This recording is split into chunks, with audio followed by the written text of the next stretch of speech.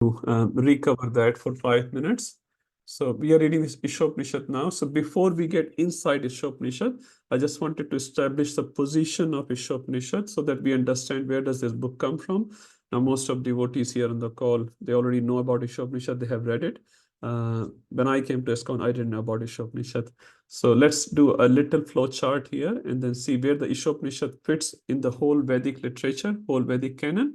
And then we'll go inside Isopanishad and we'll some overview of the book. And then probably for the next week, we'll start some verses. So there are total 18 verses in Isopanishad, and there's one invocation verse. And Prabhupada has also written an introduction. We'll talk about all those things a little later.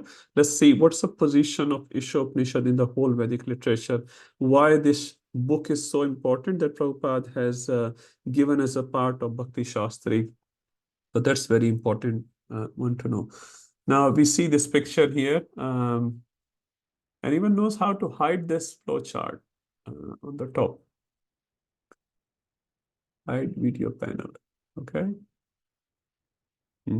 We can't see the flow chart, Prabhu. We can't We see can see only the picture in the middle. Okay, you can see the picture. Okay, let's start from the picture. So this picture obviously of Vyasadeva and Ganeshji. So Vyasadeva is writing all the Vedic literature. Basically, he's speaking, Ganeshji is writing. And how he has done, let's look in a very quick perspective. It is a very big topic. I was reading about it. I thought, we may spend like 2 classes just on that. So I'll just give a quick overview, although it's a very, very detailed topic in itself. So Vyasadeva, as we know, is a literal incarnation of Krishna. He came around 5,000 years ago. And what was the purpose of his appearance? To write Vedic knowledge. Why? Because Vyasadeva knew in Kali Yuga, our memories are very dull. Anyone knows the shloka from Srimad Bhagavatam, a very famous shloka, which tells the characteristics of Kali Yuga people? Thank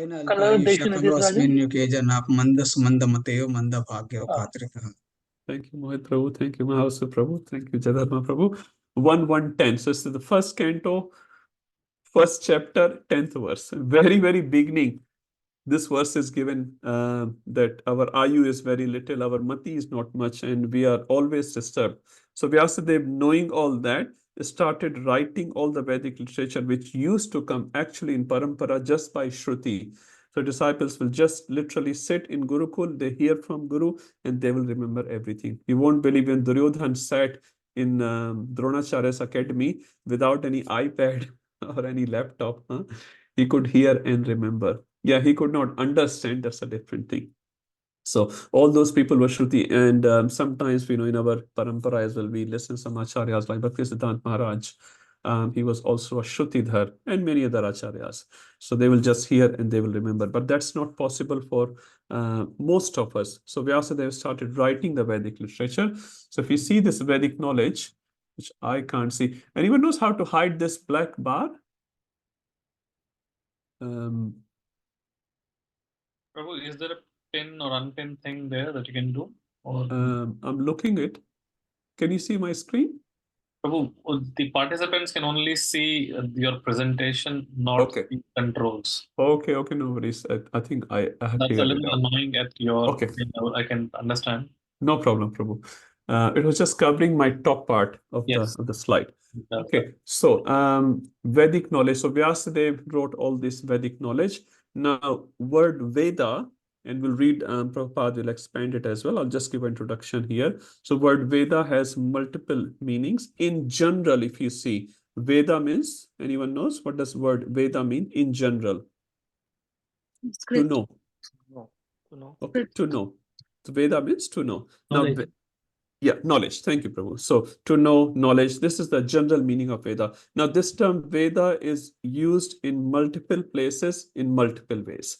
So the very general meaning of Veda is just any knowledge is Vedic. But in some restrictive sense, you can say this knowledge, which is originated by Vyasadeva or some sages, that's Vedic knowledge. In more stricter sense, some people do not even agree with that definition. They say Veda means only 4 Vedas. Which are they? Anyone knows? Samved, Rigved, Yajurved, Atharvaved. Atharvaved. Okay, so there are 4 Vedas. So some use Veda as a synonym to those 4 books only.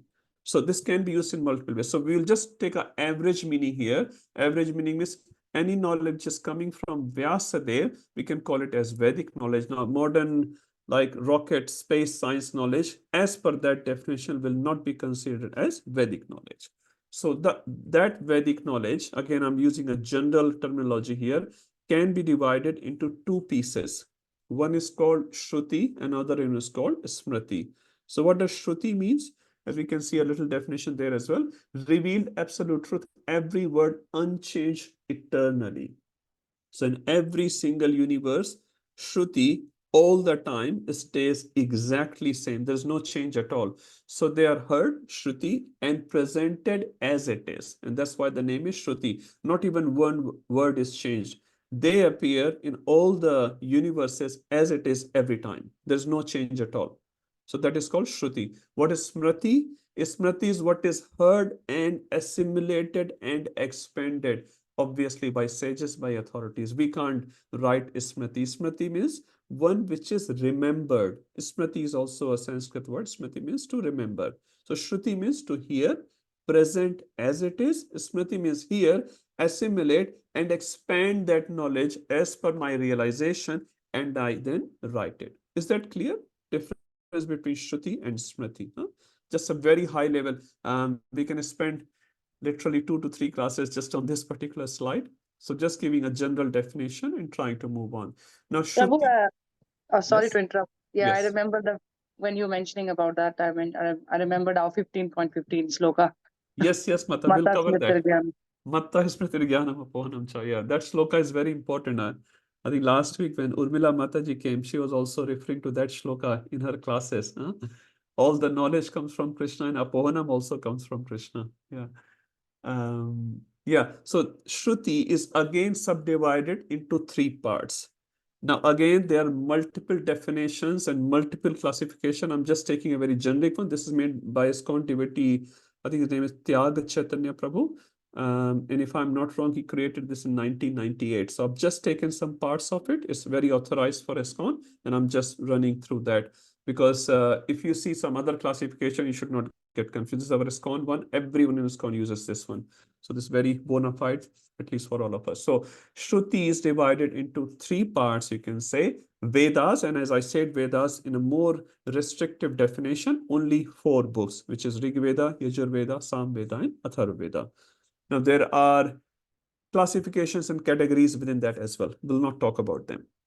So there are Vedas and there are Upavedas. As you can see 2 examples on the screen. Dhanurveda and Ayurveda, they are called Upavedas. Upavedas means secondary Vedas. They are not primary Vedas. There are some primary books and secondary books. And there are some Vedangas. Now, if we go to Smriti, there are 6 divisions here. The first one is known as Ritual Sutras, Tantras. I'll send this diagram, so you don't need to write it. I'll send this diagram. Don't worry about it. I'll send it to everyone. Most of the things here, I'll just send it off after the class. So please don't write, just relish the class. So Ritual Sutras are there, Tantras are there, Pancharatras are there, Puranas are there, Itihasas are there, and 6 Darshans are there. Again, these are the primary classification of Smriti. Again, repeating, these are the one which is again heard from the Lord, heard from the Absolute Truth, and been expanded upon it. They are not one-to-one. They can be one-to-many. Now, if I go to the further division of Vedas, now again, there are multiple ways to divide Vedas. One way of dividing the Vedas is they have 4 parts. Now, some says they are shakhas and upashakhas, and within shakhas, there are 4 parts. Anyways, we're just taking a simple classification here. So Vedas have Samhitas, Brahmanas, Aranyakas, and Upanishadas. So they are the 4 divisions of Veda. Now, when we talk about Samhita and Brahmanas, they are literally some prayers and mantras. So Samhitas, mostly mantras are there, and Brahmanas, when we say, they are the books which deal with mantras and prayers. Now, these 2, Samhitas and Brahmanas, they too also known as Purvamimamsa, or they deal with Karma Kanda. As you know, the Vedic literature, again, a general classification, 75% deal with Karma Kanda. What does Karma Kanda mean? I have a material desire, and Vedic literature will tell me how to fulfill my material desire. So I may have a desire to get a son, to get a higher position, to get a lot of fame, to go to Swargloka, become Indra, or follow Indra, and blah, blah, blah. So Vedic literature will tell me how I can achieve all those material goals. So they are primarily given in Samhitas and Brahmanas. Lots of demigod worship, etc. are given here. Aranyakas, esoteric explanation of mantras. Again, they are appendices, you can say, for Samhitas and Brahmanas. They just support them and they give extra explanation of those mantras. Now, the last one is very important. It's called Upanishad. Now, where does Upanishad come from?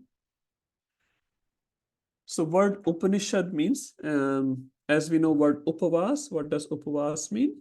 Literal meaning? Being closer.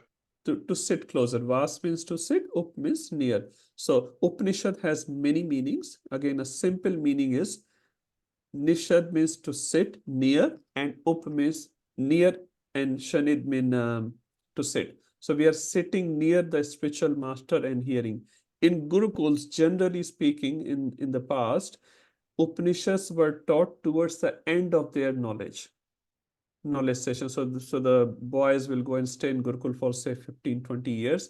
So they will read all the Vedas, all the Shastras and the knowledge. Just before they exiting the Gurukul, they were told the Upanishads. And the reason was, in the materialistic society, as I said, Vedic culture has 4 Purushartha. Anyone knows the 4 Purushartha of Vedic culture? Everyone knows that. Dharma, Artha, Kama, Moksha. Dharma, Artha, Kama, and Moksha, right? So generally, what does the conditioned soul want? Kama. Kama means to fulfill material desires. How do you fulfill the Kama? You have to have some Artha. You have to have some Artha. Artha means facility. Now, one of the major facilities is called money, Shri. It's not everything. Sometimes even without money, if you have a good position or good access to other people, you can fulfill so many desires, right? So for Kama, you need Artha. And how do you achieve this Artha? They say, do it through Dharma. So if you follow Dharma, get Artha, get facility, get money, and then through that, Dharmic means you fulfill your desires. And that's not a problem. That's not a problem at all. And Vedas recommend that. So through Dharma, you follow Dharma, you get some facility. With the facility, you fulfill your material desires because Vedic culture allows for that. And then you fulfill your desire in such a way that you receive the last one, which is moksha. So that's the plan. So when the students were taught all these karma kanda, so they were taught dharma little bit, then artha and kama. But Upanishad actually deals with a different subject matter, which is called philosophical subject matters. Now, karma kanda section of the Vedas deal with, as I said, how to fulfill your material desires in a dharmic way, But Upanishads start talking about, even if you fulfill the desire, say, you want to go to Swargloka, that's fine, you want to become Indra. But even if you go to Swargloka and become Indra, what happens eventually? Shine Purne Mrityulokam Vishanti. Once your punyas are finished, you come down. You go to any motel or hotel, in the resort, you pay them for 7 days. After 7 days, can they let you stay a little bit more without paying any money? You have to pay them some artha, some money you have to pay. So similarly, if you go to Indraloka, if you go to Sarvloka, you enjoy there with 10,000 years with Apsaras and all that. What happens afterwards? You come down in the same position as you were. So Upanishads start talking about these philosophical inquiries, and they sort of tell the reader that you have to think beyond this material realm, beyond this material realm. And the way they talk about this beyond the material realm is very interesting. It's quite philosophical. They don't talk in a very straight language. They talk in a very, introduced language, which is not to be understood by every common man. And that's why we need help. So this is where Upanishad come into picture. Now, if you come on the Smriti side, sorry, before Smriti, let's go to Vedangas. I'll just quickly read the names here. There's Kalpa, Siksha, Vyakaran, Nirukti, Shandas, and Jyotish. So Jyotish also is a Vedic science. Nowadays, not many people know about Jyotish, and there's sometimes they say, okay, Jyotish is not valid. Jyotish is perfectly valid. We don't have qualified people to have that knowledge. Jyotish is perfect Vedic science. Our Bhakti Siddhanta Maharaj, he was a very good astrologer. But later on, obviously, he quit astrology because he said, for devotees, astrology doesn't work. Because when devotees come under Krishna, Krishna changes their destiny. So the karmic cycle, which works for a normal person, doesn't work for a devotee. So he has written a book, if I'm not wrong, called Surya Siddhanta, a great book for astrologers. But later on, he said, no, I won't practice it because it won't work. Whatever you calculate for a devotee, after some time, it may not be valid because Krishna takes over. Okay, come in the side of Smriti. Pancharatras. Everyone heard one Pancharatra? You can name it. Everyone knows that. Narada Pancharatra. Narada Pancharatra. Thank you. Why do we use it for, Mataji? For Aarti and deity worship. For the deity worship. So Naradji, with other sages, it says, have written a manual for deity worship, you can say. Now, where is the word Pancharatra come? Different definitions are there. One of the definitions is Lord Narayan was teaching 5 sages for 5 days. So each sage got 1 day and 1 night. So Pancharatra, Panch means Panch, 5. Ratra means Ratri. So for 1 full day, Lord Narayan was teaching. Anyway, later Narad Muni, he headed a team of sages, and then he wrote these manuals. And these manuals, we still use it today for our deity worship. So any deity worship details which we know, which we follow, they come from these manuals. So the expansion here you see is Vaishnava worship. So how to worship the deities, this all been mentioned in the Pancharatras.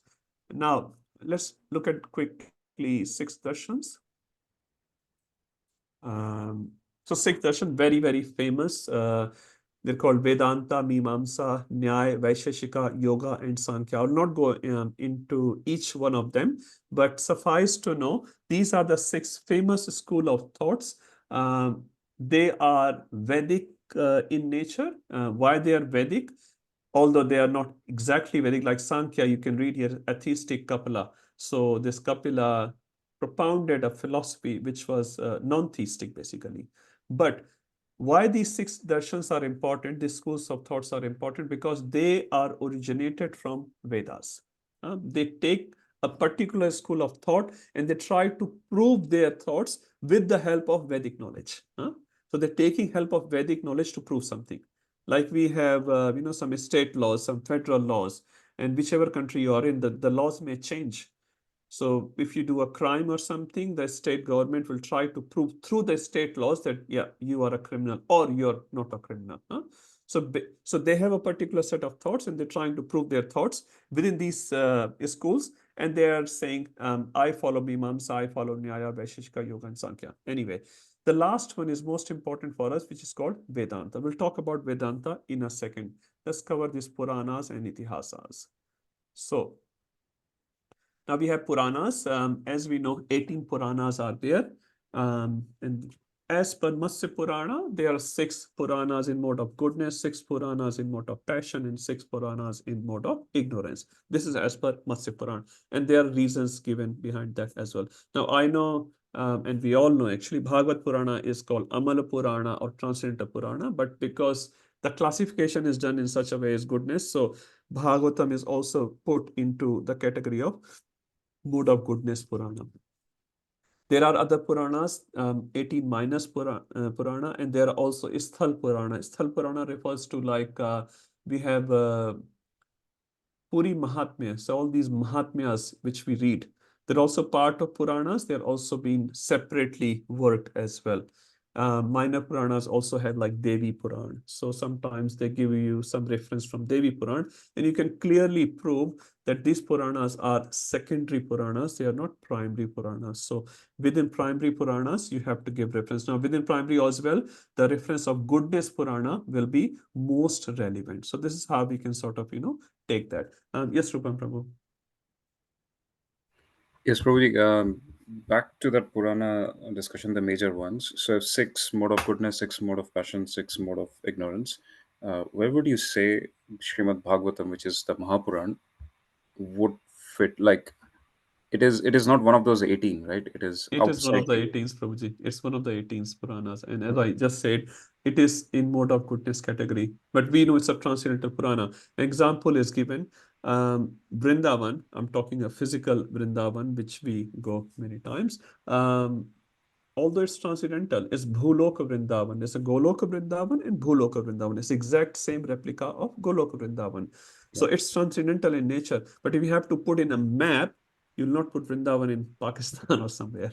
You'll say it's in India, in Uttar Pradesh. So there is a physical location as well, although the dham itself is beyond all the physical boundaries. So similarly, Bhagavatam Puran is beyond, but in terms of categorization, it is being put into the goodness category. Okay.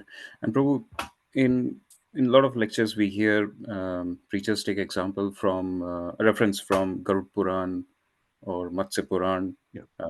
So, as a thumb rule, will it be okay to say all the Purans which are Vishnu or Yes. Vishnu devotee oriented, they are pretty much in the mode of goodness? Yes, Prabhu. I can send you the classification as well. Yeah, you can find it, Google it, Prabhuji. Yeah. So you're right. Yes, anything relates to Vishnu, that's in Garud Puran, Padma Puran, Skanda Puran. Yeah. Skanda Puran, actually, I can't remember which category it is. Bhagavad Puran definitely is in mode of goodness. So it's very clear category. And as you said, you'll see that. You'll see that. Like Shiv Puran is in mode of ignorance. And that's why the Praman from Shiv Puran, we don't deny it, but it doesn't take preference over Praman from mode of goodness Puranas. So it's just a matter of preference. So we're not saying that's wrong. And it doesn't mean Shiv Puran does not discuss about Vishnu, does not discuss about, goodness. The predominant theme throughout that Puran is matching with those people who are in mode of ignorance. That's why those Puranas are made. And they work very well, actually. Some people would like to go to Durga worship, and that's fine. It's not wrong. But if you take in terms of priority and preferences, we have to just look into that. And that is a valid scenario in any place. We have to look at the, priorities, preferences. Yeah. Thank you. Okay. Thank you. Rasanan Prabhu? Hare Krishna Prabhu. Hare Where Krishna. does this Manusmriti fits in, Prabhu? Yes, so that comes in Ritual Sutras, Mataji. It's there in the diagram. I have not represented it. I thought it will be too much. So I'll send you this diagram and you can have a look. Thank you, Prabhu. If you like, you can read some more things about it. I just thought we'll not spend too much time on this. But Ritual Sutras, you will see Manusmriti comes there. Okay, so Puranas, we understand a little bit. Now, Itihasas are not in the original diagrams. I have edited myself. This is my edition, but it's a pretty simple one. So Itihas, as we know, Ramayana and Mahabharata, they are the two main Itihas. Now, what's the difference between Purana and Itihas? Anyone knows? They both look like a book, Ramayana, there's a nice book written by Valmiki Rishi, and Bhagavatam Puran or Padma Puran. What's the difference? I think Itihas goes in a sequential or like event to event, like whereas Puran, it like say Bhagavat Puran, we had seen it jumps to different chapters. It's not sequential. Yes. So that's one of the things I can think Yes, of. thank you, Prabhu. So Itihas is basically focusing on a particular lineage. For example, Ramayana is particularly focusing on Lord Ram and his Leela and his pastime and things around it. Particular lineage is not focusing on any other thing. Particular lineage and the focus. Mahabharata, if you see Kauravas, Pandavas, the focus is there. And there are things around it, obviously, to teach to general populace. Now, what is in Puranas, as Chaitanya Prabhuji said, is based on conversation and topic. And that's why you see in Srimad Bhagavatam, you don't see, the lineage going through very well. But if you see the evolution of thoughts, that goes very well. From Canto 1 to Canto 2 to Canto 3, the evolution of thoughts are there. And that's why in 10th chapter, 10th canto of Srimad Bhagavatam, we read this Krishna's pastime. And Prabhupada said you have to read the 9 cantos first before you can start reading the 10th canto. So the evolution of thoughts are there versus the lineage in Itihasas. Now, Itihas, sometimes they say it's mythology. It's not. Itihas means what has happened to this person or to this lineage in actual. So Itihas literally does not refers to mythology at all. And you can Google it, Ramayana and Mahabharata. There are hundreds of videos. I was actually looking at one day, hundreds of videos, even produced by non-devotees, I'm saying. There are so many proofs of Ramayana and Mahabharata and, Vedic culture being spread all over the world, including, in South America. There's so many. Amok Leela Prabhu has also made a very nice video on Lord Ram and his existence throughout different countries of the world. Very nice video. You can have a look. So we have Puranas and Itihasas, which we refer primarily in our discussion. Now, within Mahabharata, we have Bhagavad Gita. It's a part of Mahabharata. Now, this Bhagavad Gita, which we have already covered. Now, let's look at the Vedanta for a second. Now, Vedanta means, literal meaning of Vedanta is Vedanta, the conclusion of Vedic knowledge, as you can understand from the word.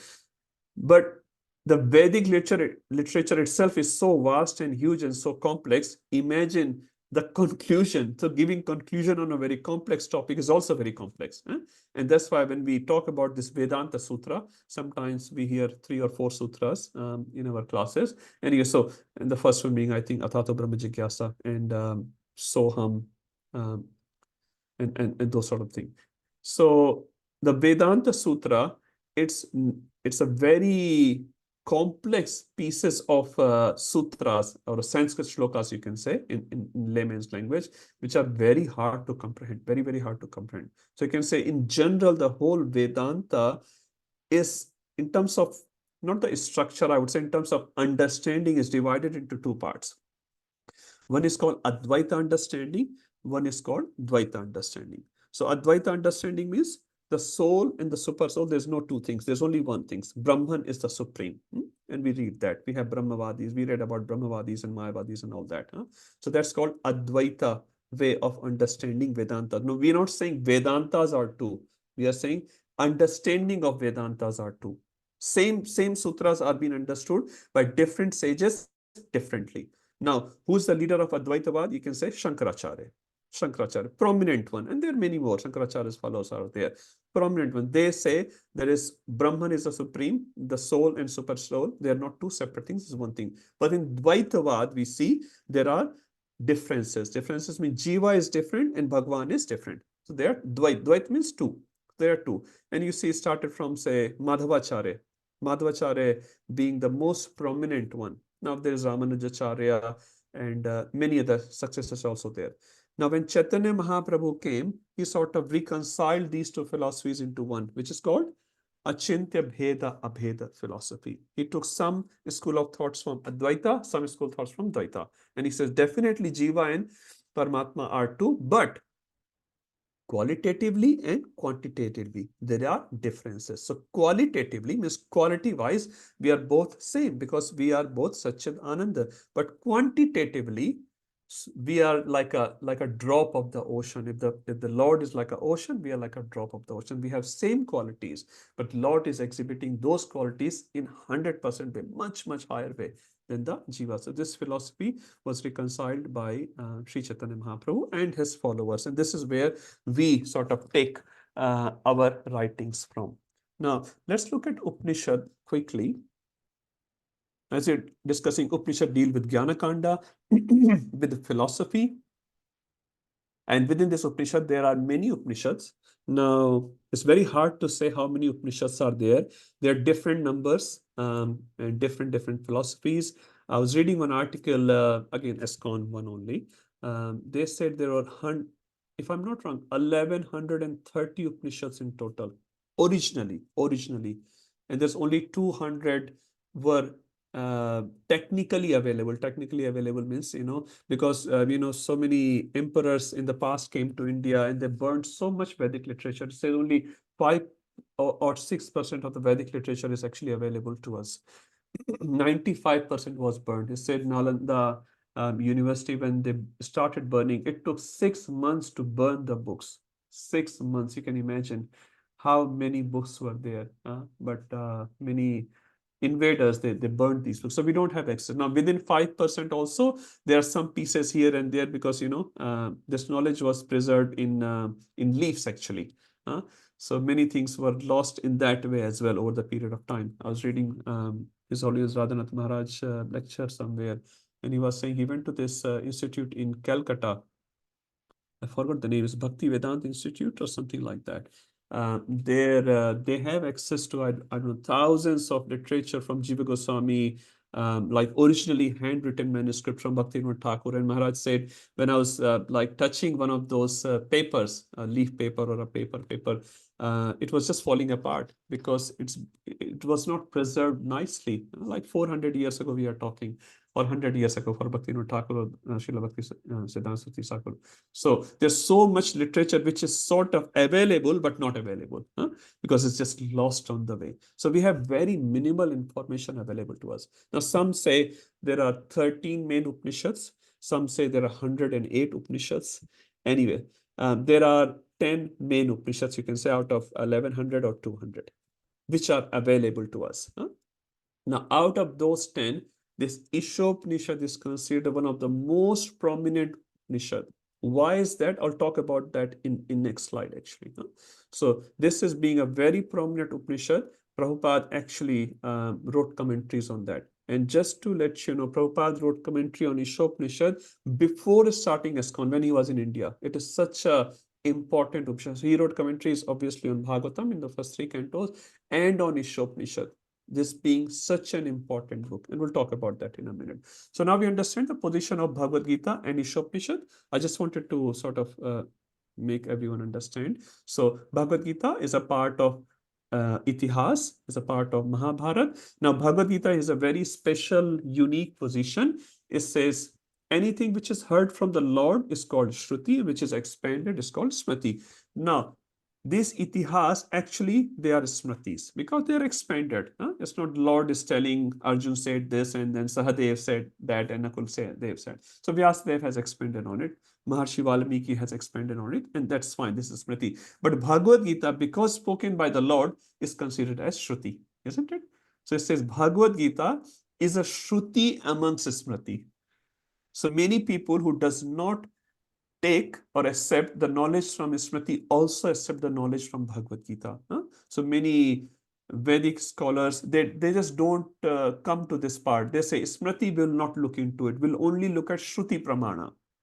And there's so much debate, especially in India, Indian Brahmins and Pandits. So they will say, I will not look at Smriti. Smriti is expanded by sages. We want to hear Shruti Praman, Shruti Praman. But they also refer to Bhagavad Gita being because this is spoken by Lord himself. You can't deny it. You can't deny it. So Bhagavad Gita is very, very unique. It is Shruti amongst Smriti. Why Shruti? Because it is spoken by the Lord. Most of the shlokas, around 600 shlokas, spoken by the Lord himself. How can you deny that? So they also, who do not accept the authority of Smriti, also refer to Bhagavad Gita. They accept the authority of Bhagavad Gita. So Bhagavad Gita very special. Another specialty of Bhagavad Gita is Bhagavad Gita is also known as Bhagavad Gitopanishad, isn't it? Bhagavad Gitopanishad. Upanishad, but this is Itihas. Why? So Upanishad deal with what? Philosophy. So because Bhagavad Gita deal with philosophy of life is also known as Upanishad. So whoever again accepts the authority of Upanishad, they consider the authority of Bhagavad Gita as well. So very, very unique, very, very special. Jai Prabhu, Krishna. Hare Krishna, Prabhu. Hare Krishna. The prominent Upanishads which you are referring, like 10, right, Prabhu? So Yes. here in Bhagavad Gita purports, Srila Prabhupada referred quite a number of Upanishads like Mandukya, Kena Upanishad, Katha Shweta Upanishad, Shrutar Upanishad, Chandogya Upanishad, yeah. Mundak So, Upanishad, Gopal Tapani Upanishad. Yes, Prabhu. Chandogya, yeah.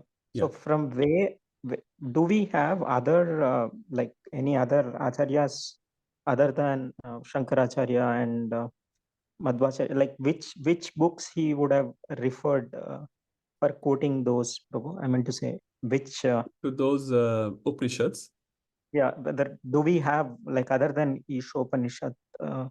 We don't have commentaries, Prabhuji. We don't have commentaries. Maybe other acharyas would have done the commentaries. Prabhupada commentary and our other acharya. Baldev Vidyabhushan also has written commentary on Ishopanishad. Madhvacharya has written commentary on Ishopanishad. Prabhupada has written commentary on Ishopanishad. This is such an important Upanishad. But for other Upanishad, I can't say who has written the commentaries, Prabhu. But Prabhupada has been referring to those because they have been referred by our predecessors as well, our acharyas as well. So as Jadharma Prabhu was saying, there are some prominent Upanishad which Prabhupada is referring in his writings as well, because Upanishadic authority has been accepted by so many people. So Prabhupada is, making that extra attempt to quote from Upanishads again and again. Some people say there's no word used in Vedas for Krishna. Actually, that's not correct. Chaitanya Prabhu explains that, and he says it is explained, the word Devaki Putra Vasudev is explained there. Narayan verse is explained there. Gopal Tapni Upanishad, which is again Vedic, it's under Vedas, right? There's a whole Upanishad which explains about Gopal. It's called Gopal Tapni Upanishad. Prabhupada quotes that as well. So people have half knowledge and they start arguing so much about it, but that's not correct. Okay. Is this page clear so far to everyone? All good? So I'll send you this diagram. You can have a look. I have just added few extra things like Rama and Mahabharata, but we all understand that, and I've added this part as well. Anyway, so now this is where the Upanishad stand, and this is where Isopanishad comes. So now let's look at the Isopanishad in itself, and then we'll go inside the book. Okay. Okay, I'll do the introduction in 1 second. Let's look at the Isopanishad as a book. Now, Isopanishad, what does it tell us? So it's called, somewhere you will also see the name Isha Upanishad. Somewhere you see Isopanishad, like we see ISO Upanishad. Somewhere it's on Isha Upanishad. Isha refers to Ishwar. Now, Isopanishad establishes one very, very important thing. Now, from Bhagavad Gita, we know two terminology. One is called Sadhya, one is called Sadhan. What does Sadhya mean? Anyone can explain? It's very easy. It's Krishna himself. There is goal. Whom we are worshipping. So Sadhya is the goal. Ah, Right? goal. So goal, Sadhya. Suppose I'm going from here to ISKCON temple, for example. So my Sadhya here, it was ISKCON temple. That's my Sadhya. And what's the sadhan I'll take? Like I can take a bus, I can take a train, I can take a car, or I can walk. That's called sadhan. So from Bhagavad Gita perspective, what's the Sadhya? What's the goal? To reach Krishna. To reach Krishna. Now, Bhagavad Gita establishes Sadhya quite clearly, right? Is there any doubt about it? We just finished Bhagavad Gita, huh? Very clearly, so many verses are there in Bhagavad Gita. If you have not forgotten as yet, can you give me 1 or 2 verses? I know the exam is over. Sarvadhaman Paritatya. Okay, but Please. that's one more. Aham Sarvasya Prabhu. Aham Sarvasya Prabhu. That's a very important verse because Krishna is saying everything comes from me. More. 7.7. Manmanabhava Madbhakto. Okay, that's about bhakti. That's about bhakti. I'm Etatim talking about the Shakala supremacy of Krishna. That's Bhagavatam. 7.7. Anyone remembers? Is it Sutre Vandana Iva? That one too? Mattah parataram na anyat. There is no one above than me. So mattah parataram na kinchidasya dhananjaya. So we see all these verses explaining very clearly about the sadhya, and some people explaining about the sadhan. So what are the sadhans to achieve Krishna as per Bhagavad Gita on a high level? Karma Yoga. Karma Yoga, Dhyana Yoga, Hatha Yoga, Ashtanga Yoga, and Bhakti Yoga. Now, amongst all these sadhanas, which are the most recommended sadhan by Krishna? Bhakti Yoga. Bhakti Yoga. Can anyone give me one verse from Bhagavad Gita which recommends that? Anyone? 6.47. 4.7? Yada idai dharmasya? 6.47. 6.47. Yoginam abhisarvesham madgate nantaratma. Thank you. Anyone else? Which establishes the sadhan, not the sadhya. Someone already said that actually earlier. 18. Karu dharmanu partija mamekam sharanam raja. That's the verse for the sadhan. Mamekam sharanam. That's sadhan. What's the sadhan to achieve me? And that also we explained from Vishnu Chakra Thakur. It also explains sadhya as well. Mam ekam. So ekam can go to mam, ekam can go to sharan. So sadhya and sadhan both. So Bhagavad Gita is establishing this sort of sadhan. Now Isopanishad, now Bhagavad Gita is under Smriti, right? Now we are talking the same aspect going in Shruti. Now in Shruti, Isopanishad does exactly same thing. It establishes the sadhya. Establishes two aspects very clearly. First aspect is the absolute truth is a person, is not some light and Jyoti and Brahman and all that, right? He is Brahman, definitely. But the highest aspect of that absolute truth is Bhagwan aspect. He's a person. And it also indicates towards that person's personality. So this Isopanishad establishes from Shruti perspective, from Vedic perspective, the same thing which Bhagavad Gita is establishing. It establishes the Sadhya. Sadhya is a person. Absolute truth is a person. And Bhagavad Gita also establishes that with establishing the identity of that Sadhya as well. You understand? So the Isopanishad will not talk about even once word Krishna. And Prabhupada also very expertly does not use in his writing word Krishna because he's writing for a different audience.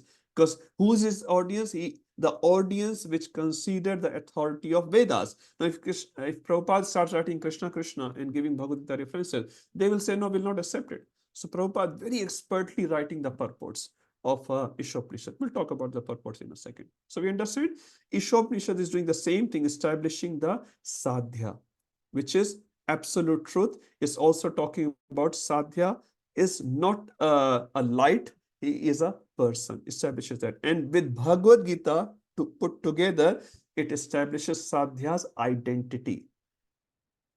Now, Bhagavad Gita also explains about the sadhan. Sadhan means bhakti, as we're discussing. Isopanishad also indicates about the sadhan. We'll look into these verses later. So it establishes primarily sadhyas in person, is personality, and it also establishes the sadhan. Now, Bhagavad Gita expands on it and says, okay, what is the identity of the sadhya? And NOI and NOD will expand upon that as well and will say how to execute that sadhan. Now, if you see, NOI is not establishing is Durga ji the greatest Bhagwan or Shivji is the greater Bhagwan or Krishna is the greater Bhagwan, right? He already knows, the audience you already have established in your mind Krishna is the sadhya. I need to understand how to achieve that sadhya. So NOI and NOD are the books for expanding on sadhan, although it's been hinted in Bhagavad Gita. Now, Bhagavad Gita does not talk about 64 limbs of bhakti. Have you ever read it? 64 limbs of bhakti, that is explained in Nectar of Devotion. Nectar of Devotion also talks about 64 qualities of Krishna, which is the, again, identification of that supreme sadhya, which is Krishna. So NOD will talk about 64 limbs of bhakti, which is sadhan, 64 qualities of Krishna, which is sadhya. So we understand that. So Isopanishad is a very expert Upanishad, one of the primary Upanishad which Prabhupada picks up and many acharyas picks up to write the commentaries on, because it very clearly explains absolute truth is a person. And it talks about the hint of bhakti as well. So we understand why Isopanishad. Now, Prabhupada, maybe if he had time, he would have written some commentaries on other Upanishads. We don't know, but he thought this was the very, very important one. This is accepted like amongst all the Vedic authorities. So let me write the commentaries on it. Now, Prabhupada did not write Isopanishad like from A to Z. What Prabhupada had done, he has written different articles before going to America, obviously. And he was publishing BTG, Back to Godhead magazine, earlier as well. So he has written articles in different BTGs for Isopanishad, verse 1, verse 2, verse 3. So those are articles been put together and formed this book called Isopanishad. So Prabhupada, like Bhagavad Gita or Bhagavata, he was writing like verse 1, verse 2, verse 3. But here what he has done, he has picked up the verses in different articles of BTG. He has published these verses. So later on, all those publications got compiled together in a book. Similarly goes for introduction of Sri Isopanishad. Prabhupada never wrote the introduction. He gave a lecture in London, if I'm not wrong, in October 1969 in London. And that lecture, because it was very relevant to Isopanishad, publisher used that lecture as an introduction to Isopanishad. Like Bhagavad Gita introduction, Prabhupada wrote it. And one of the glory of Sydney is Prabhupada finished his introduction of Bhagavad Gita in Sydney. So Prabhupada signs, if you go to your Bhagavad Gita as it is, you will see Prabhupada signing, I think, I can't remember the year, to be honest, I can't quote the wrong one. He has written in Sydney, May 25th or something, Sydney. So he has finished the introduction in Sydney. So Prabhupada never wrote the introduction of this. He just gave a lecture and disciples made a transcript of it. And then he put that in as an introduction to Isopanishad and put the verses. Now, Isopanishad also has an invocation. Now, Isopanishad itself, as a Vedic book, if you see, only has 18 verses. But in our Isopanishad, this book, you will see an introduction, then an invocation, Om Purnamada Purnamidam. Now, this verse here is not technically the part of Isopanishad. It's not the part of Isopanishad. It is used as an invocation to Isopanishad. And this verse is used in many other literatures, Vedic literatures as well. You will find the same verse in Mahabharata as well. You will find a similar verse in 8th canto of Srimad Bhagavatam as well. Similar, not exactly same. Mahabharata, you'll find exactly same verse. So the invocation verse of Isopanishad is technically not the part of Isopanishad, but it's used as an invocation because it's very relevant to the subject matter, which is going to come forward. So this is just a nutshell of the book. Yes, Priya Mataji.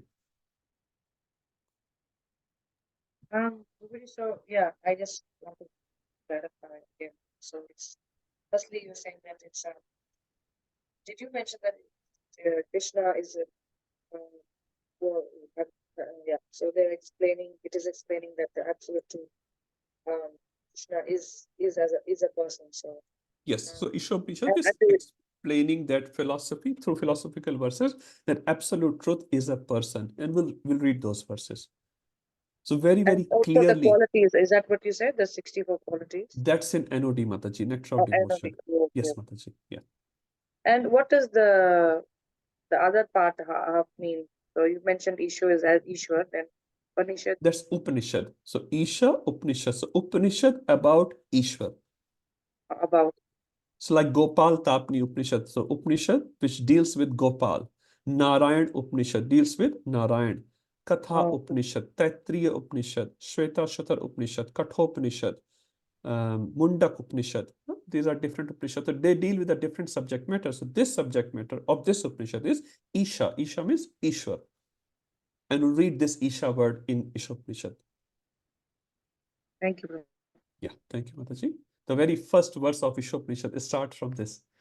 We'll read that first verse. Yes, Rasanand Prabhu. Hare Krishna Prabhu, where is this invocation coming from, Prabhu? Because I heard this mantra and even the temples they recite this. Yes, that's why it said this mantra comes in Vedic literature and is being used at many places. Exactly same mantra. Like Manmana Bhav mantra in Bhagavad Gita also we see. 3 parts of the verse is exactly same. So many verses throughout the Vedic literature has been repeated at many places, and they're all valid. Nothing is wrong there. So I'm saying technically, if you pick up Isopanishad, it only has 18 verses, but in our book, you'll see 19 verses. The first one is called invocation. So that invocation is being put obviously under the guidance of Prabhupada in this book. But it's not technically in Isopanishad Vyasadeva wrote. Yeah. Okay, everyone is happy. A lot of philosophy today. We are not inside the book. I thought just to give some introduction to the book so that we understand where we are. So our interest is more in the book because it's a very important book. Now, what we can do, this introduction to Isopanishad. So I don't have any slides here. So what I plan to do, read Prabhupada purport. We can't read the whole purport. So there are some themes given, and I'll give you these themes. You don't have to write it. It's all okay. I'll just give them because it's not made by me. They're made by devotees. Anyway, there's 6 themes which Prabhupada is talking. Obviously, the lecture is quite long. In the transcript, it comes to around 15 or 17 paragraphs. So you see P1 to 5, just paragraph 1 to 5, paragraph 6 to 7. So it's not that's the only theme those paragraphs are talking, because Prabhupada is just giving a spontaneous lecture, right? He's not writing a book there, but he's giving spontaneous. So devotees have just grasped the important theme of those talks and they have put it here. So some themes are, we have 4 defects. So we need the Vedas.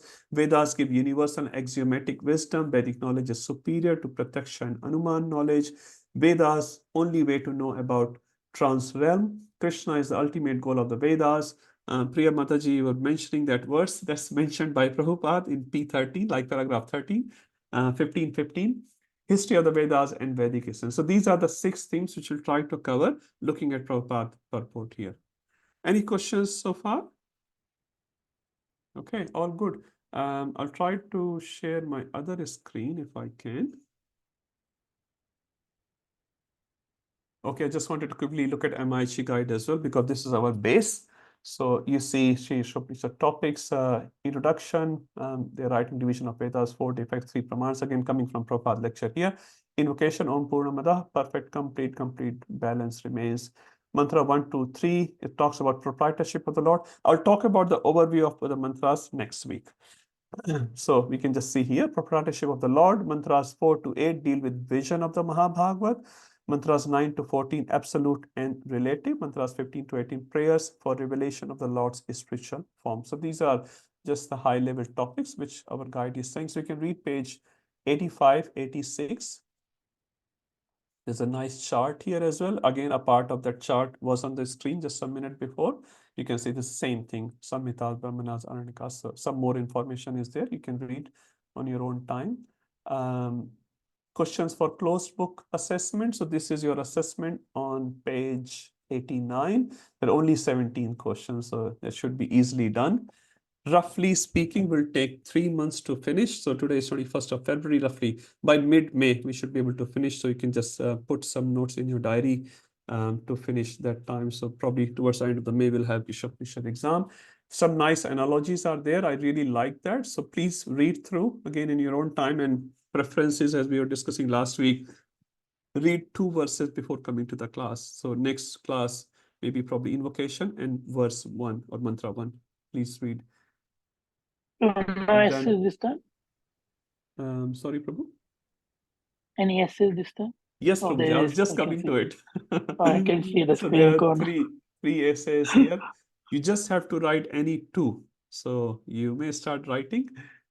Question 1 to 3, again, this is on page 92. So have a look at them at least. There are very few pages for Isopanishad, probably 6, 7 or something. So have a look at these pages, so have a quick read, and then you can start reading Prabhupada introduction, invocation, and mantra 1. They are the most important one. And Rupam Prabhu, is he here? Yeah, Rupam Prabhu. You know that how many verses to remember? I have to prepare that. Okay, so Rupam Prabhu will be publishing a PDF file for all of you, as he did for Bhagavad Gita. And if I'm not wrong, around 10, 12 verses are there in all 3 modules. So it's very, very easy. So Rupam Prabhu will... It's verse 1, 5, 11, and 15 mantras. Hari Bol, Prabhu already knows that. Okay. And please read the invocation as well. Very, very important. It may not be in the list, as I keep telling, may not be in the list, but please have in your list. So there are 4 or 5 words. Sorry, Prabhu? I think it is in the list, Prabhu. It is in the list, invocation. Yeah, it should be there. It's very important. So, okay. Yes, Akhanda Sa Prabhu? Hare Krishna, Prabhu. Yes. In the essays, again, is it the same like 800 to 1,000 words or what Yes, is yes, same concept, Prabhuji. Any 2 you can take. 1, 2, and 3. There are 3 options. You can take any two essays, whichever you like. Yeah, same concept which you have done earlier. Again, try to quote from Isopanishad here primarily. Don't quote from Bhagavad Gita and Bhagavatam. Not that that's not valid. As I've discussed earlier, when we quote from the same Shastra, your knowledge deepens in that Shastra because you're forced to think more. Which verse I can quote for this particular concept. So primary quotation should be done from Isopanishad itself. Again, just to deepen your knowledge. Okay. Now let's come to our other discussion, which is the introduction here. So introduction to Isopanishad, as I said, it's written actually here. October 6, 1969, Conway Hall, London, England. That's where Prabhupada gave this lecture, and the topic they chose were teachings of the Vedas. Now, the first theme here, as we have 4 defects, we need the Vedas. So everyone knows we have 4 defects. What are the 4 defects you can just mention? Imperfect senses, command cheat, Cheating. and make mistakes. Imperfect, make mistakes, and one more. Illusion. Tendency to get illusion. Yes, thank you. So they are the 4 defects. Now, in one sense, there's a ordering as well. They're not just 4 random defects. And now, so Prabhu can tell the order. He's nodding his head. First is we got imperfect senses. First is imperfect senses. So let's talk about imperfect senses. It's called karna patav in Sanskrit. So in Sanskrit, karna patav. Karna means senses, patav means which can fall down, incomplete. So we have imperfect senses. Can anyone give an example of being us being imperfect senses? A simple life example. Anyone? Like Prabhuji, we cannot see what is behind the wall. Thank you. or we cannot see in the dark. Yeah. We cannot see in the dark. If the light is off, you cannot see even your own hand. You have your hand, but you cannot see your hand. You can't see behind the wall. Even if someone says, okay, I'll put a TV or something, sorry, a camera or something, I'll be able to see. That's fine. A simple example can be given. Now, there are so many electromagnetic rays. Can you see? You have a phone, everyone has a phone. It's worked on the electromagnetic rays. Can you see those electromagnetic rays? You can't. So you have created it. The device is working on that. And when the antenna goes or the tower goes up, your phone won't work. So electromagnetic rays. Even what you see, it says from sun, so many rays are coming. You can only see a visible range. In science, there is called a visible range. You can only hear a certain frequency. You can't hear more than that or less than that. A dog can hear a lot more than you. Dog can smell a lot more than you. Birds can see, a bat can see in the dark. We can't see in the dark. They're all live examples, nothing to do with the religion or spirituality, live examples. So we definitely have to accept, no matter how great looking you are, how intelligent you are, our senses are imperfect. Second, Mahavasu Prabhu. Second, because we got limited senses, imperfect senses, we actually are illusion, and we think whatever that The is. second is we make mistake. Sorry, we make mistake. We make mistake. In that order I'm going, it's all correct. So we make mistake. It's called Brahma. So because our senses are imperfect, we make mistakes. Any one examples can give of Brahma? Is it the one, Prabhuji, where he kidnapped all the Gopas? Is it that? He thought that he didn't realize. I think, he didn't know that's Krishna. I don't know. Sure. Yes. Okay, someone else saying something? Yes, Prabhu, we think rope as a snake. Sorry, second, Mataji? Oh, sorry, that is illusion. Sorry. Commit mistakes. So Prabhupada gives an example here. I'll read Prabhupada examples. Mahatma Gandhi was considered to be a very great personality, but he committed many mistakes. Even at the last stage of his life, his assistant warned him, don't go to the meeting, but he went to the meeting. But he did not hear. He persisted in going and was killed. Great personalities like Mahatma Gandhi, Kennedy, and so many make mistakes. So no matter how great they are, everyone commit mistakes. Why? The first thing is our senses are imperfect. Another example is given when you're counting notes in India. Anyone has counted the notes? Gaddi aati hai. There's a pack of 100 and then you start counting and you say, Prabhu, this is only 98. And you say, no, count again. And you count again. Now it's 101. Array, one note extra. No, count again. 99, we commit mistakes because our senses are imperfect. Even great personalities like Mahatma Gandhi, again, they have many nice things as well, but they committed mistakes in their life. So Prabhupada gives this example. Third one, so Prabhu, in that series. So what are the two one? Karnapata and Brahma. Third is we are illusion, due to which we are illusioned. So because of these imperfect senses and committing mistakes, we are illusioned. Any one live example, no Shastric example I want, live example. I'm this body. Sorry, say again, Prabhu. I'm this body. I'm this body. Okay, now you're giving a spiritual example. All the wars that happening. Sorry, Rupam Prabhu, can you say again? Yeah, I was saying all the wars that's happening currently across the globe. All the wars which are happening. Very nice. So because of illusion, so much illusion they have. Okay, even if you take a very little example, like when we are driving in the sunny road, do we see water? It's called mirage. We see water there. Gaurgopal keeps asking, there's a water, drive carefully. I'm saying there's no water. It's just a reflection. When you put a toothbrush in a glass, toothbrush looks like it's twisted. It's not, isn't it? Normal toothbrush, you put in a glass water, you will see seems to be twisted. So many things what we see does not exist. Amagila Prabhu gives this beautiful example. So many people say, if we can't see the God, God doesn't exist. Just one example, say, many things which we see don't exist. So many things which we don't see has to exist as well. Both ways, right? We have to go both ways. So when we see mirage, when we put toothbrush into the water, so we see like that, but it's not true. So the third one is we are all illusion. What's the fourth one? Now, third one is called pramada. And fourth one is? And due to which we actually are cheated, and we have got developed the propensity to cheat as well. cheating propensity. Cheating Cheating propensity. propensity is called vipralipsa. So we call karnapata, pramad, karnapata, brahma, pramad, and vipralipsa. So these are the four in the same order. So karnapata means imperfect senses, and then we have brahma, we get illusion. We have pramad, mad means pagalpan, and then we get illusion. Sorry, brahma is commit mistakes, and we have pramad, tendency to be illusion, and vipralipsa, tendency to cheat. Now they say out of these four, first three we don't have any control. Do we have control over your imperfect senses? Like I use glasses to see. I don't have much control, isn't it? I have to take some help. Not that I can't see, but to see clearly, we need some help. So many imperfections we have. We don't have much control over this thing. Tendency to get illusion. Do we have control? Can you stop seeing the mirage while you're driving? No, I don't want to see it. I want to become perfect. You can't do that. You have to get illusion. Committing mistakes. Can you have much control? Okay, little control. You can be careful, but you will commit mistakes, right? No matter how you are, how great you are, you will commit mistakes. The last one is a vipralipsa, tendency to cheat. This is the one you have control over. Why do we cheat? Because we want to prove to others that we are what we are and we are right. I think in English they say, my way or highway. You have to accept my way. And even if my way is not correct, but I'm attached to my way, example, Dhritarashtra, he will cheat others.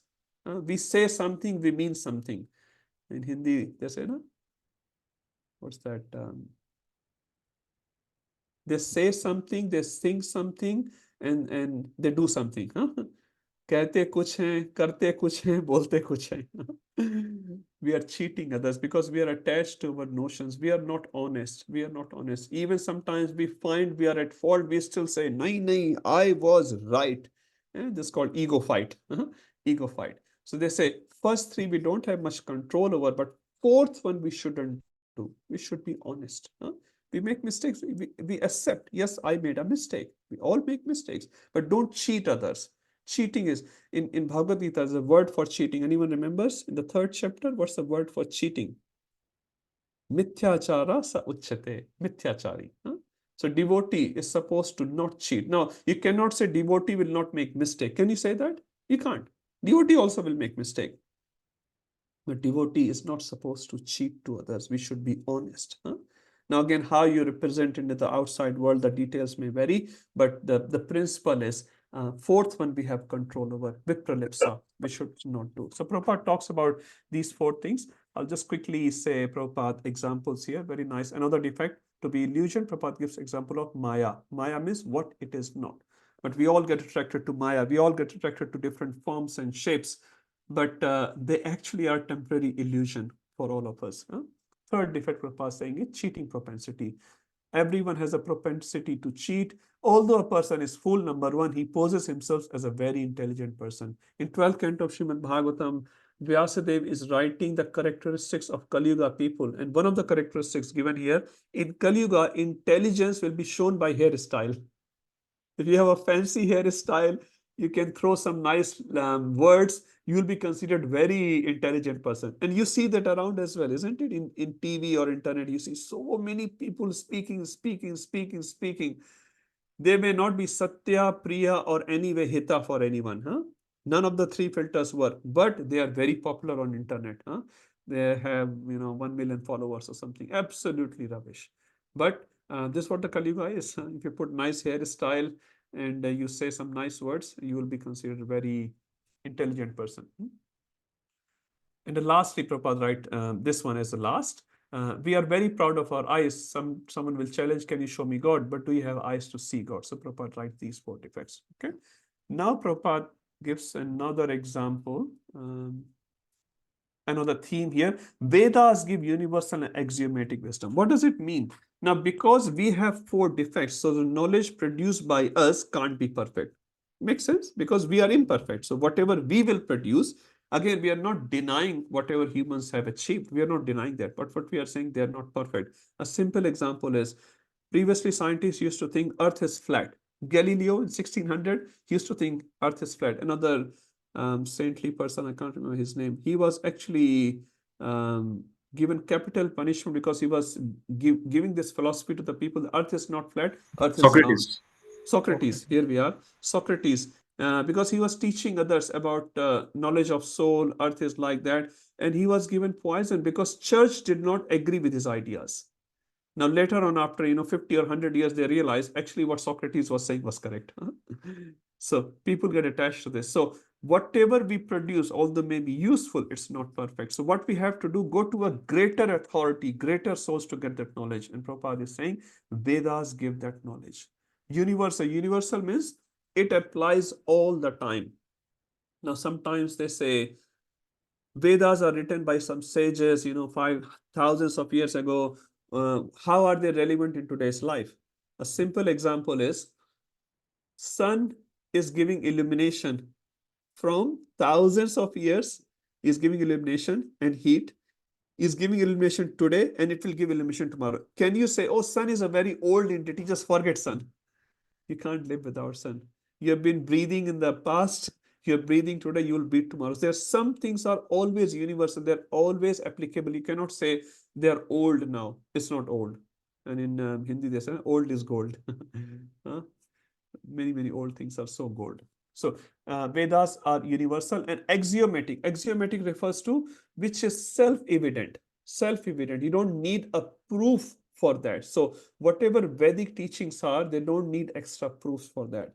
Anyone can give one example from Vedic teachings which does not need to be proved. It's already proven.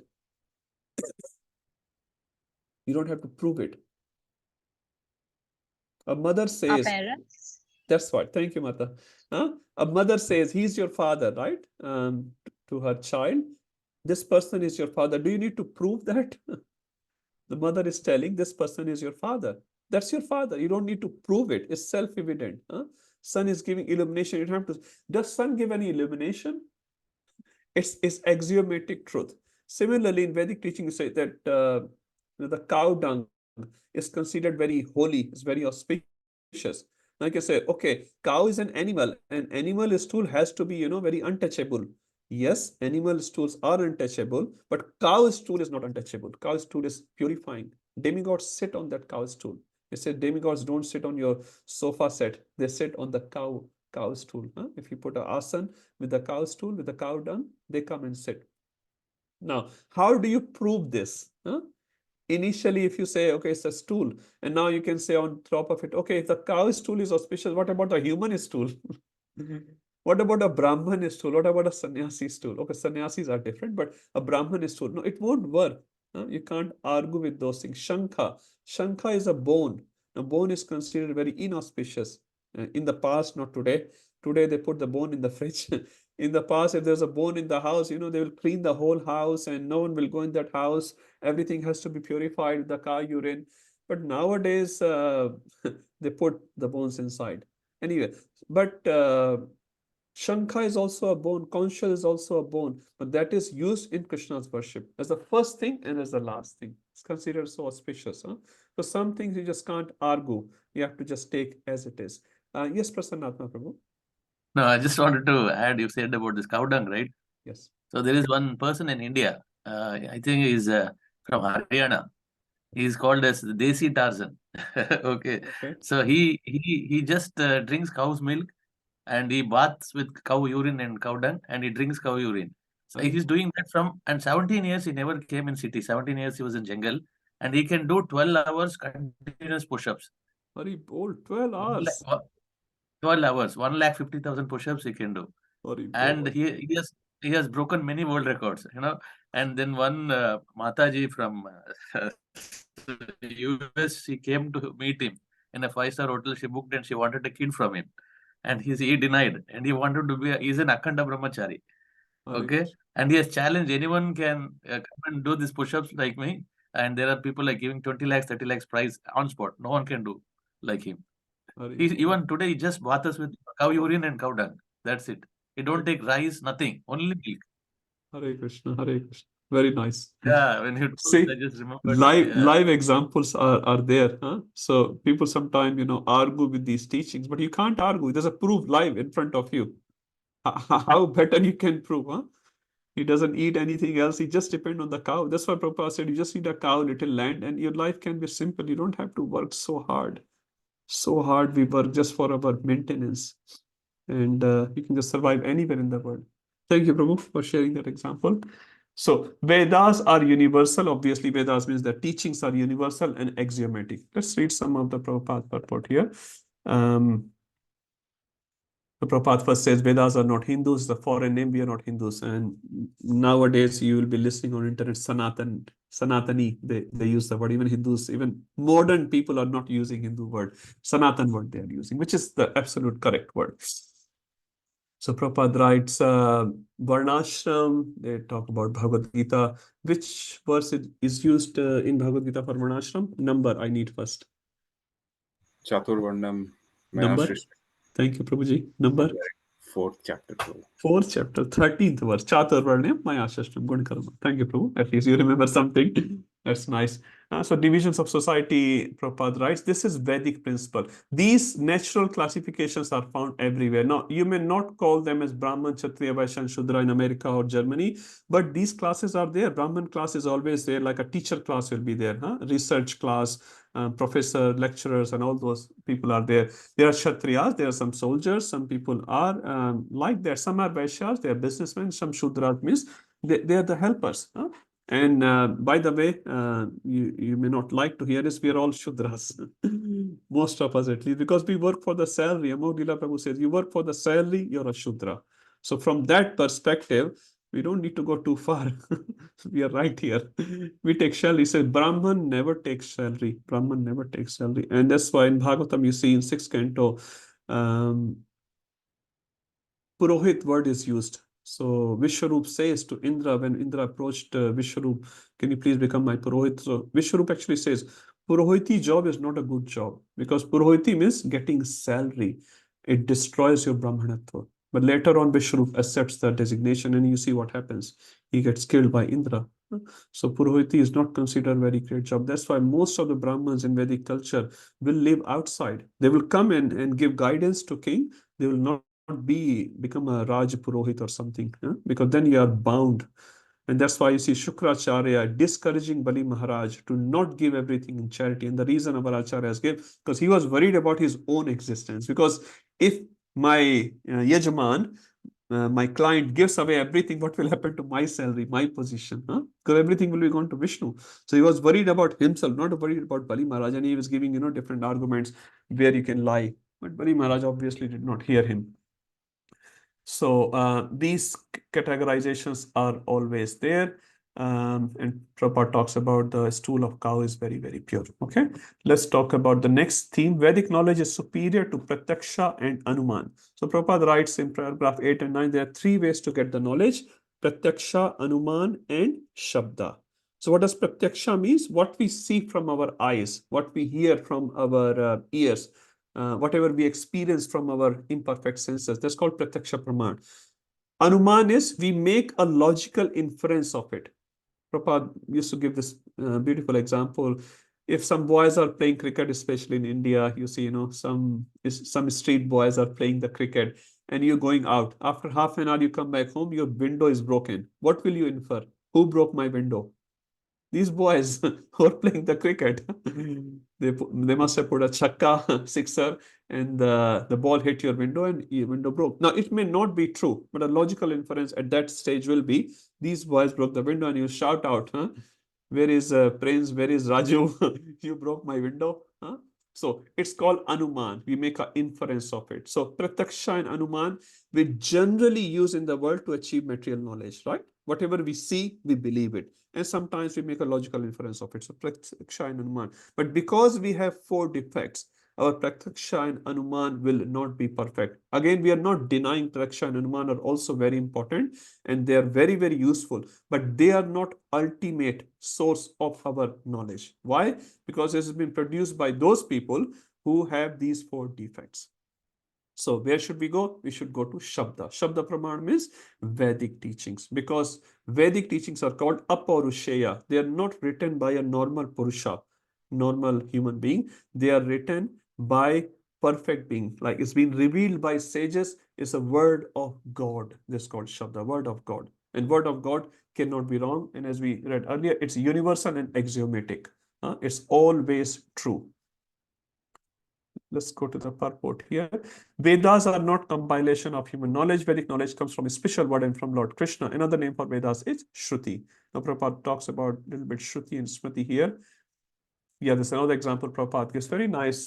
He said about Shruti and Smriti elsewhere, Prabhupada said. So Shruti is like mother. So mother gives some knowledge, and Smriti is like elder sister. So there's a child in the house, and there's an elder sister, there's a mother. So mother also teaches, elder sister also teaches. So many times the mother directly teaches to the child. Sometimes the sister teaches to the child. But sometimes what sister explains to the child is exactly same what mother has taught her, but extra things from her realizations as well. So sister is called, elder sister is called Smriti in this case, and mother is called Shruti. So Vedas are considered to be mother. The Brahma is called the grandfather, the forefather, because he was first to be instructed the Vedic knowledge. So we read in Srimad Bhagavatam, Tene Hriday Adi Kaviye. So Brahmaji was given this knowledge by Krishna in the heart of Brahmaji, and the knowledge came in Parampara. In the beginning, first living being was Brahma. He received Vedic knowledge and imparted it to Narada and other disciples and sons, and they also distributed to their disciples. Now, Prabhupada comes here. There are three kinds of evidences, Prataksha, Anuman, and Shabda. Prataksha means direct evidence. Direct evidence is not very good because our senses are not perfect. We are seeing the sun daily and it appears just like a small disk, but it is far, far larger than many other planets. What's the value of that seeing?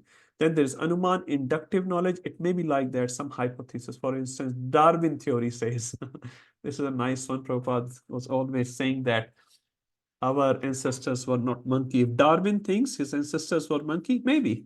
He came from monkey, we didn't come from monkey. We came from sages, like many of our Gotras are Kashyap Gotra or some Gautam Gotra, the Gotras are there. But that is not science, that is a suggestion. He thinks like that, okay. And it is also not perfect. But if you receive the knowledge from authoritative source, that is perfect. If you receive a program guide from a radio station authorities, you accept it, you don't deny it, you don't have to make an experiment on it because it is received from an authoritative source. Prabhupada gives an example of this program guide from a radio station. Now, Vedic knowledge is called Shabda Praman. Another name is Shruti. Shruti means that this knowledge has to be received simply by oral reception. The Vedas instruct that in order to understand transcendental knowledge, we have to hear from the authority. Transcendental knowledge is knowledge from beyond this universe. Within this universe is material knowledge, and beyond this universe is transcendental knowledge. We cannot go even to the end of the universe. So how can we go to the spiritual world? Thus, to acquire full knowledge is impossible. So Prabhupada very clearly saying, how can you know about Krishna when he lives in the spiritual world?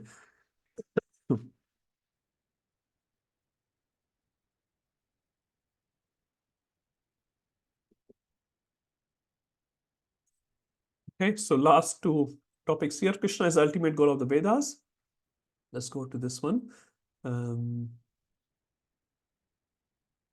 So many nice things Prabhupada is writing here.